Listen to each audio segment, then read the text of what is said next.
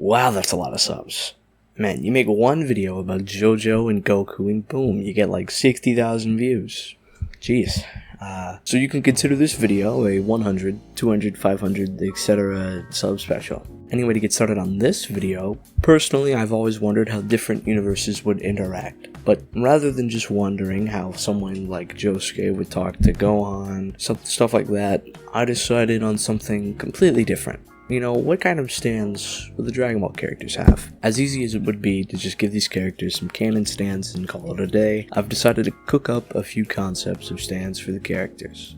I'll go ahead and warn you that I am in no way experienced with crafting stand concepts, but I think they turned out pretty good. So to explain what I'm going to do is, I'm going to give a Dragon Ball character a canon stand, and then give them my stand concept for them. I'll be giving the main character stands on their abilities and personalities. The concepts are also based on their personality or ability. Like, same thing, right? So we're just giving them stands based on what they can do and who they are. But before we get into the ones with proper thought put into them, I want to have a sort of lightning round of giving some random Dragon Ball characters stands. So let's do that. First off is Puar, who gets Earth, Wind, and Fire, Mikitaka's stand from Part 4. It is a stand that just allows Mikitaka to shapeshift, and Puar shapeshifts. It's just kind of easy, right? Next up is Ice Shenron, who gets Horus, Pet Shop stand from Part 3. Horus's ability is Cryokinesis, so ice powers. Ice Shenron's whole gimmick is his ice-related powers. It's also in the name, so, you know, it makes sense. Bardock gets Toph, Boingo's stand from Part 3. It may not make much sense at first, but in the Z special, at least, I think it's a special, Bardock gets the ability to see into the future, right? Toph is the earliest example of such a stand, I think, and you know, as a bonus, Bardock would have to see the destruction of Planet Vegeta in the fantastic Oingo and Boingo art style, so I think it's a win-win. It works, you know. Gotenks gets Limp Bizkit, Sports Max's, that's hard to say, Sports Max's stand from Part 6. Gotenks' most famous attack is his Super Ghost Kamikaze attack. What does Limp Bizkit do? It quote-unquote reanimates people and animals. It's a bit of a stretch, but I know for a fact Gotenks is a huge Limp Bizkit fan, and he would name his stand after the band. Now Yamcha gets Heya, Poco Loco stand from Part 7. It's a pretty self-explanatory, answer if you know the stand and the character. All Heya does is give its user good advice and cheers them on. Yamcha is a character that does nothing but cheer, because he's literally the weakest character in Dragon Ball. It's like a match made in heaven, you know? Hit gets King Crimson, Diavolo's stand from Part 5. Its time skipped is shorter than King Crimson's, if my memory serves me correctly. However, it's almost the exact same ability, except King Crimson, it can't attack in its time skip. Now for the most controversial of the lightning round, Krillin gets Crazy Diamond, and Josuke's stand from Part 4. Now let me run you through my thought process. Krillin is the strongest human in Dragon Ball, and is well known to keep around senzu beans. He's basically the healer of the Z fighters, who can hold his own in a fight, right? Crazy Diamond, with its restoration ability and its incredible strength, fits perfectly with Krillin, the greatest character. And with that concludes the lightning round. And now let's move on to the main characters.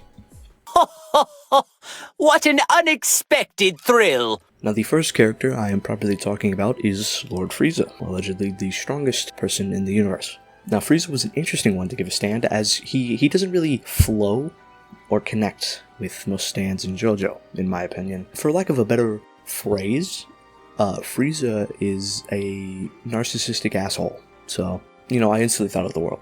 You know, because Dio and Frieza, they share some qualities to them. Big ego. Now, I know that might not seem a big thing for Frieza, but, you know, work with me here, right? So it just fits. Well, I mean, also their abilities, right? Dio, incredibly strong, really powerful, time stop. Frieza, really powerful, could probably stop time. It just makes sense. So, you know, it fits pretty well that Frieza would get the world. However, this seemed to be too easy, right? He gets a main villain stand. So, you know, I'm grasping at straws. So I paired Frieza with Killer Queen. This one doesn't work quite as well. Kira, if you're giving Kira's personality, it doesn't really matter much here, but it doesn't really mesh well. But the ability of the stand is Frieza style. fucking touching something, making it blow up with a single motion of his finger, or his thumb rather, perfectly Frieza. But, you know, I'm not sure Frieza would, like, be very happy with the mediocre strength of Killer Queen, so... I also considered giving Frieza Planet Waves, which just causes meteors to fall towards the user and hit anyone near them. Now, this would be extremely funny. It's not Frieza, so in the end I'm giving Frieza the world. And like I said earlier, the world's strength and its time-stopping abilities are solid, and I think Frieza would not only do quite well with it, I think he would be extremely happy. Now, Frieza is called an Emperor, right? So I think it just makes sense that my stand concept for Frieza is named Ruler of Everything, the song by Tally Hall. Now for the ability of the stand, Ruler of Everything creates grudges. Basically, if you do anything that mildly annoys Frieza, it will create a grudge. What a grudge does is basically multiply the strength of Ruler of Everything's hit, or another one of its stats. This increase in stats can go up to ×6, so this JoJo-ified Frieza gets to be more of an insufferable bastard in order to almost one-shot anything he fights. The stand itself, Ruler of Everything, is a close-range power-type stand, for those who are wondering. You know, it's at this point I wish I had art made of these stand concepts. Unlucky. So enjoy whatever editing me puts in. Goku isn't the only Super Saiyan. There's another one right here. Up next is Trunks, specifically Future Trunks. Trunks is a really easy one to give a stand, especially considering his fighting style and stuff like that. So, I mean, obviously, right? He gets Silver Chariot. Although I can see the argument for Anubis, it is literally just a possessed sword. It's not as cool as Chariot, which has many different abilities besides its cool little rapier. So yeah, you get Silver Chariot. Now this is probably my weakest concept for a stand, but I'd like to introduce everyone to Everlong. This is obviously a reference to the song of the same name by the Foo Fighters. Everlong here is a bound stand that takes the shape of Trunks' sword. Its main gimmick is basically to slice anything in however many cuts he wants, without the attack being fatal, like how Sticky Fingers is used by Bruno. It also has slide abilities like heightened durability, and it also has the same strength of Anubis. The cool thing about this concept is that it functions like an act stand and can be evolved and de-evolved at will. The evolved state of Everlong is a giant glowing blue two-handed sword. You see where I'm going with this? You can fire chunks of itself as range attacks, although at the cost of the sword's size and strength. So this JoJo-ified Trunks will still retain his most iconic weapon. I imagine that little trick he does, where he tosses the sword, you know, and he catches it in his scabbard or whatever it is, in this JoJo universe, it would be even more over the top than it already is. Like, come on. It's gotta be. I'll beat anyone, no matter how strong they are! Next up, we're at the Prince of all Saiyans, Vegeta. This silly little guy's stand was the easiest one of them all, I'd like to say. I gave Vegeta the hand. Why, you might ask? No real concrete reason why. Vegeta is training under Beerus, a destroyer god, so he knows Sakai, and is the type to use it quite a lot. And even in the manga, he has Ultra Ego, which is a destroyer form. It's all connecting, right?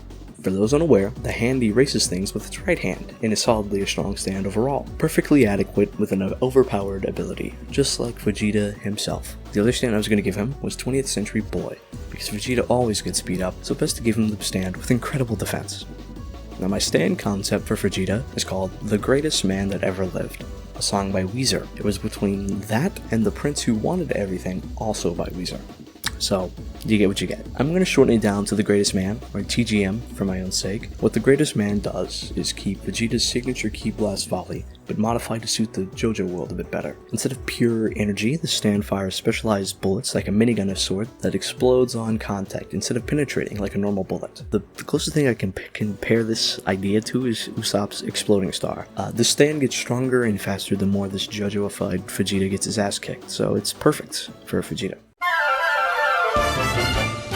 Oh, you got an ass on you, alright, see? That's what he's talking about. Spread your ass open, dude. And finally, we arrive at Son Goku himself.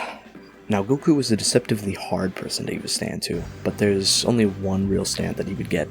It's the main character stand, Star Platinum. Extremely powerful, extremely fast, like the goat himself, and with the ability to stop time.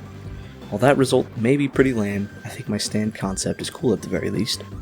Food is the name of my concept. Named after the MF Doom album, Food gives the user the ability to form and summon translucent dragons that wrap around the stand's arm. These dragons basically work like the Dragon Fist, except rather than just being Goku punching you with some extra flair, they are actually like real dragons. These dragons can be used to extend the stand's strike, As they make contact, they can rip apart something with ease, or alternatively, the stand can fire off these dragons up to a distance of 20 meters. For a little extra bonus fact, I think these fired off dragons would turn blue when fired, and the ones that remain, to the stand, would be yellow. This means nothing to the ability, rather than just being, it's just references to the Kamehameha and the Dragon Fist itself. Like that's it. Now as for why it's called food, it's 100% something Goku would name his stand. I'm sorry that it's called that. I'm sorry it's not called like fucking The Secret Side of Me by those people or something like that, you know. I'm not gonna do that. So with that, this video comes to a close. Thank you all so much for watching, and a really big thank you for the massive amount of subs I received. I'm so glad you all enjoyed the content that much. I'll try not to disappoint. If you liked this video, be sure to like, comment, and subscribe. If you didn't, dislike and leave some feedback in the comments, please. Now, if these standard concepts were interesting, do let me know because I'd love to do more. And also for the time being, this will be my last JoJo crossover, JoJo X Dragon Ball video. Expect no more crossovers, at least for the time being. As I just said, I'm an idiot. Anyway, that is all. Have a good one and stay tuned.